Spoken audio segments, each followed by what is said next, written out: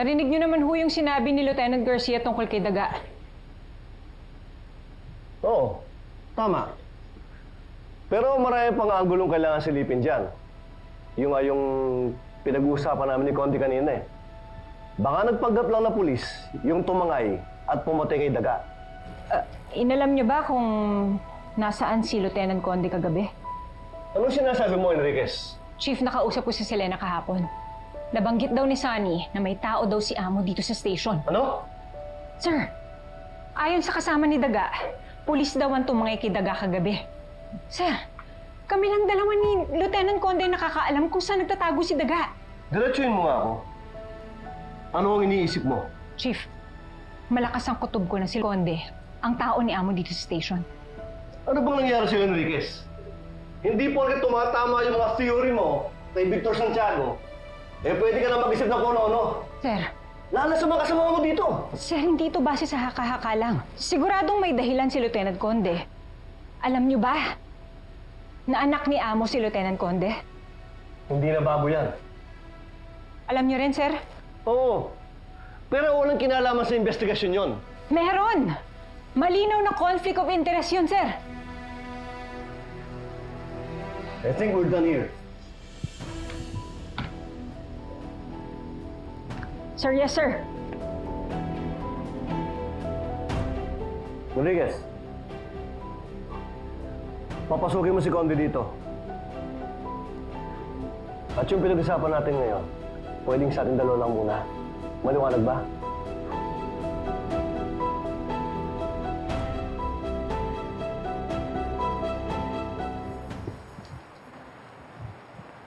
Lieutenant Conde, pinapatawag ka ni Chief.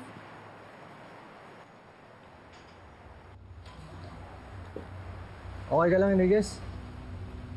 Oo naman. Hinihintay ka na ni Chief sa loob.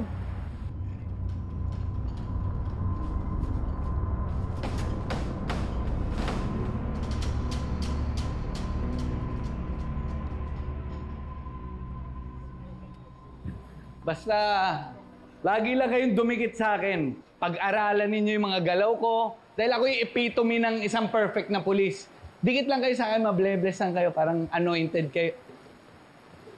Okay.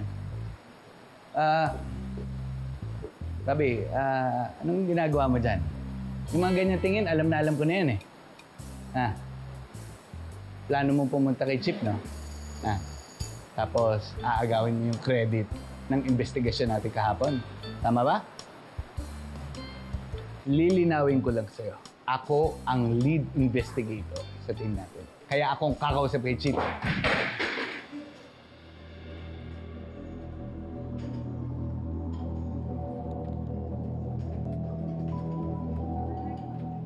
Bok, anong nangyari? Bok! Bok! Chief, anong nangyari? Anong napag-usapan niyo ni Sir Tony? Tama ka, Enriquez. Questionable yung integrity of investigation. Kung sakaling lumabas sa publiko na anak ni Victor si Tonyo, pero hindi ko sinasabing kasabot siya rito, ha? Sir, anong nangyari kay Conde? I suspended him indefinitely. Po?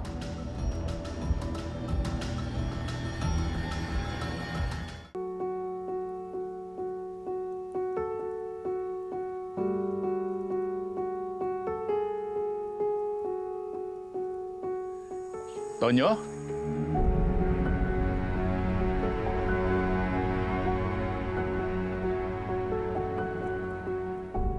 Kausapin si Amo. Sabi po niya, babalikan niya na lang daw po kayo. If you need anything, sir, sabihan niyo lang po ako. Yeah, feel at home po. Sige.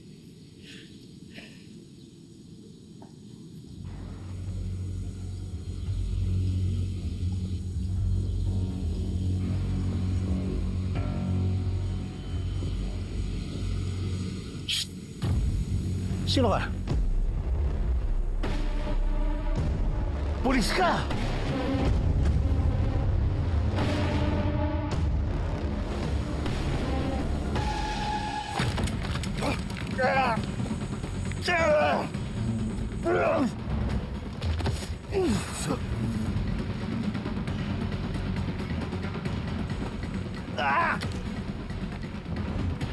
Tonyo!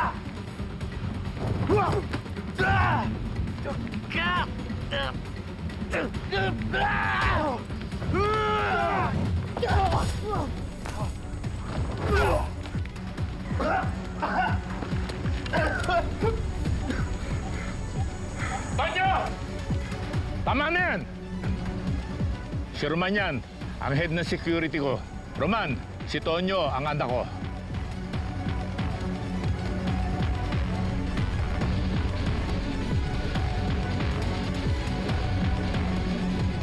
Tonyo, yellow. Ayos lang ako. Ano ba nangyari at magbabaril lang kayo? Ha? Yung aso ho ninyo, naunang manutok eh. O, teka, relax, easy. Kaya kita tinutukan dahil hindi kita kilala. Malay ko ba kung anong balak mo kay amo? Malay ko rin ba na anak mo yan? Oo, tama na yan.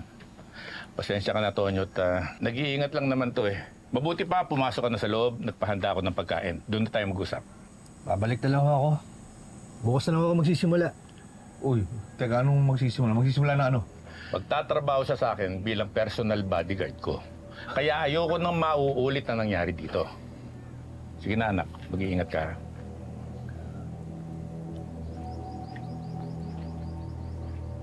Sigurado ka ba, boss? Pulis yun. Sa tinagal-tagal ng panahon na tinitiis niya ako, ngayon lang siya lumapit sa akin. Hindi ko na palalampasin ng pagkakataon na to. Boss, papaalala ko lang ha, balibalik ta rin man natin ang mundo. Pulis pa rin yan. Balibalik ta rin man natin ang mundo, anak ko pa rin siya.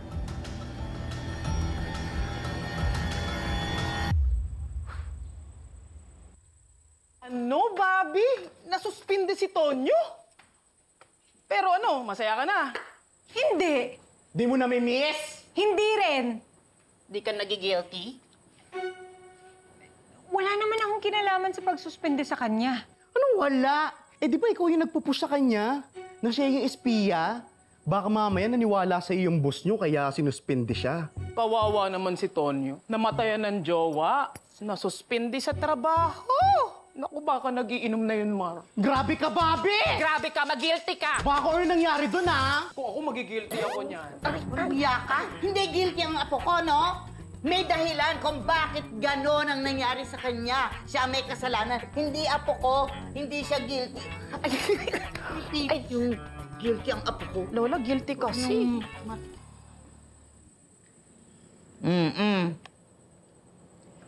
Hindi ko po maiwasan eh.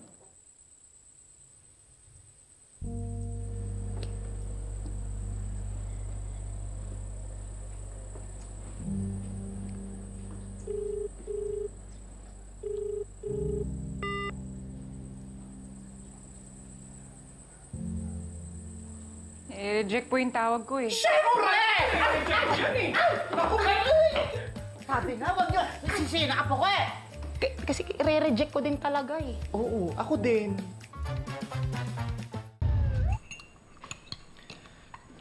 Morning! Kapit tayo.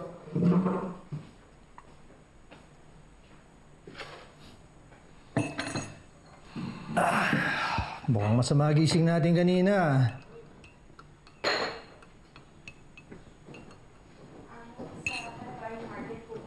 Today, marami pa naman po tayong supporters na. Oh, sige. Tonyo, Morning, amo. sumama ka sa akin sa kampanya. Amo, pinapaalala ko lang ha. Iba ang trabaho ng pulis sa pagiging bodyguard. Kaya ko to, Roman. Alam mo bang kahapon, may nanutok sa akin ng baril. Napatumba ko. Hose lang ang gamit ko. Ano sabi mo? Oo, tama na yan. Roman, kunin mo na lang yung mga torpolina doon sa supplier, ha? Oh, tara na. Lakad na tayo. Bye, Roman. Ma'am Enriquez, gusto mo? Ba't kaya hindi sumasagot si Sir Tonyo? Sa'yo ba? Nagre-reply? Hindi rin nag-reply sa akin, ma'am eh. Ano nangyari dun? Siguro ako sinisisi niya sa pagkasuspindi niya. Kung hindi ka mapakali, ma'am, gusto mo daanan na lang natin siya mamaya sa bahay niya.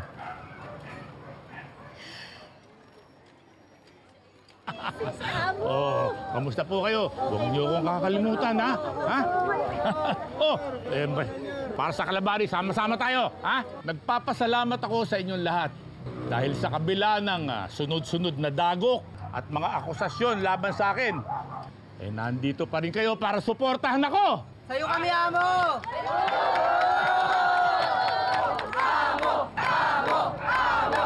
O muli, nagpapasalamat ako sa inyo. At alam nyo, sapat na itong suportang nakikita kong ibinibigay nyo sa akin para ituloy natin ang laban para sa kalapari!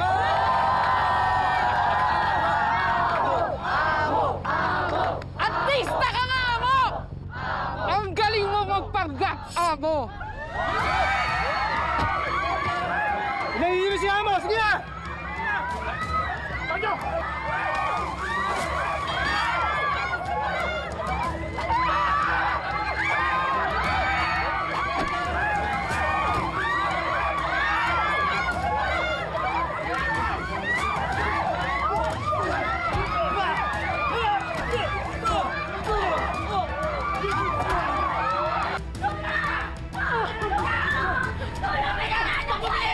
Hoy! Ano yan?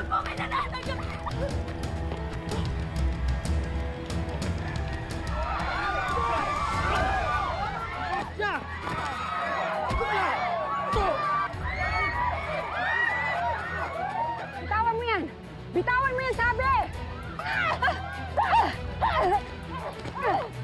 Lovely! Ako na bahala dito!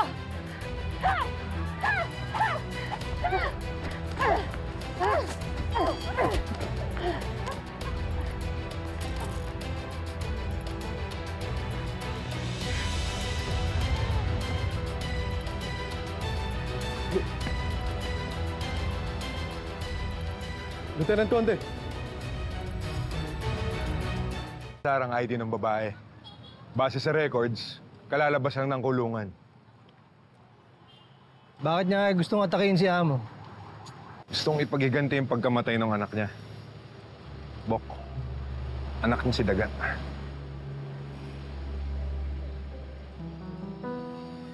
Salamat, pare. Sige, mauna na ako. Magkakausapin pa ako. Sige. Sir. Sir Tonyo, galit ka ba sa akin?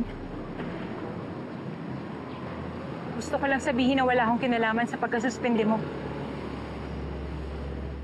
Okay. Sabi mo eh. Sir.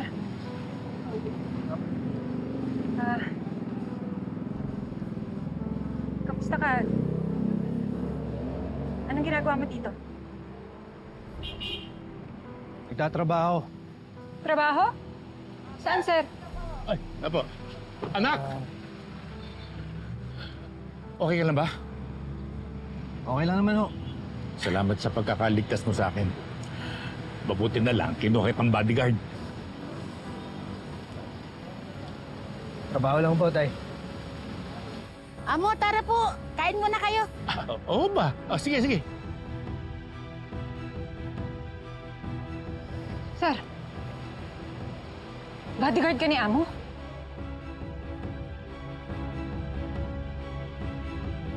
Ako, di ba? Okay lang ako kumita. Sandali, sir. Alam niyo ba yung salitang conflict of interest? Ito yun.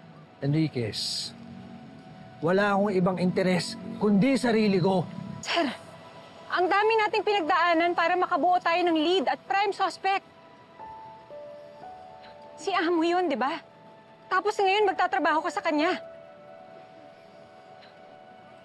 Wala akong kailangang ipaliwanag sa'yo. Pasensya na.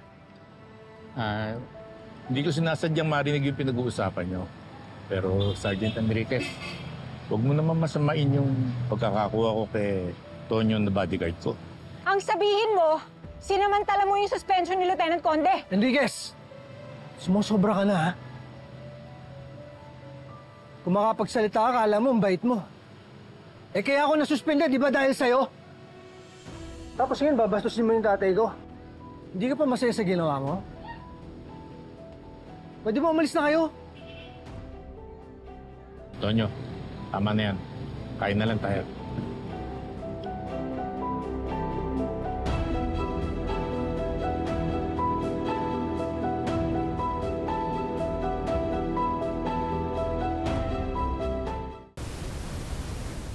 Roman! Tonyo, nakita mo ba si Roman? Di pa ako tayo eh. Baka nasa taas pa. May utos ba kayo? Hindi, papalagay ko lang sana ito eh. Ako na ho. Hindi na anak. Si Roman kasi talaga nagpa-file ng mga confidential documents ko eh. Siya din kasi may hawak ng susi at para bawas na rin ang iisipin. May mga darating nga pala akong bisita mamaya. Yung women's group ng mga barangay. Gusto ko ipakilala kita eh. Mag-stay ka muna ha. Naku po. Pwede ko bang bumalik na lang ako mamaya? Kasi kailangan ko pang kitain yung landlady namin eh. Sige, sige. Halika, hatid na kita. Tara. Amo! Oh, hinahanap niyo raw ako. Mauna ka na. Paki-file mo nga ito. Ako na bahala.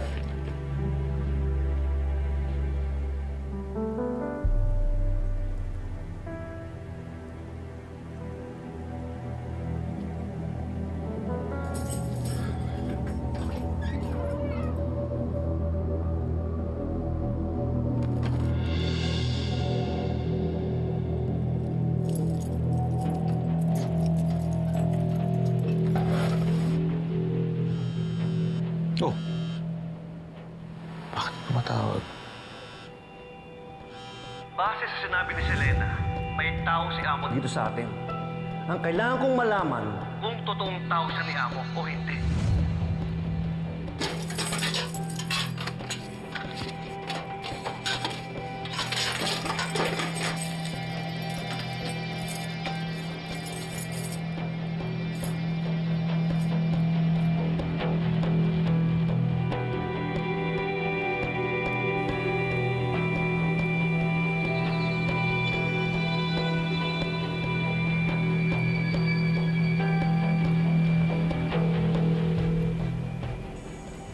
Himala, ikaw ang tumawag ngayon. Problema ba? Teka. Huwag dito. Mahirap pag-usap dito. Andito yung isang pulis nyo. Magkita na lang tayo. Sige.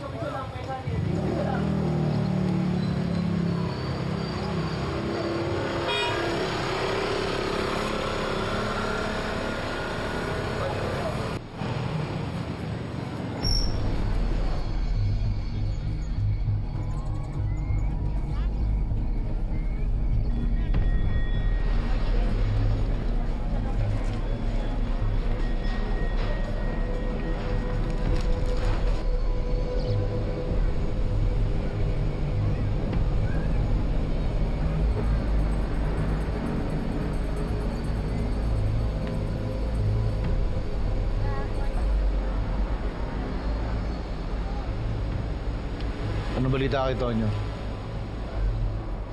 Malinis na. Pinagtatanggol niya si Amo sa presinto. Naalibadbaran ako sa kanya.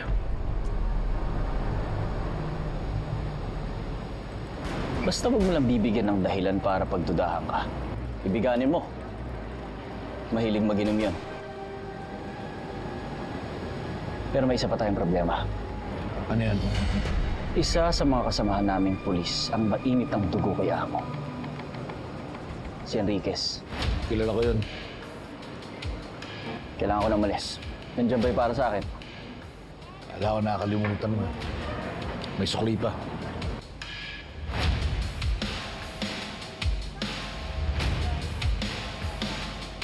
Boss, pabili isaw.